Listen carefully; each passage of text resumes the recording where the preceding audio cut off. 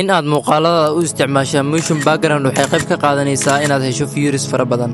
dhammaan platformyada kale ah TikTok iyo YouTube iyo Facebook gaba dhamaalmahan waxaa loo isticmaalaa motion background muuqaalada la soo geliyo. haddii aan tusaale yaro kooban idiin soo qaato, YouTube channelka waxaa lagu magacaabaa Somali Editor. muuqaaladiisu inta badan wuxuu u isticmaalay motion backgrounds, isagoo kaliya isticmaalay motion background iyo waxyaabo kale ayaa wuxuu gaaray 3,000 oo subscribers ah. adigana haddii aad ka mid noqoto isticmaalayaasha motion background, waxay qayb ka qaadanaysaa koriinka uu channelkaaga kordho ama uu hore u socdo haddii aad tahay YouTuber cusub. haddaba sidee ayaan ku heli karaa? sida aad ku heli karto waa hab fudud. marka hore waxaad soo degsanaysaa applicationka Pinterest. waxaad ka helaysaa Play Store-ka iyo App Store-ka haddii aad u baahan tahay, haddii aadan weli soo degsanin. kabacdi waad iska register garaynaysaa. kabacdi qaybta searching-ka waxaad gelinaysaa motion background.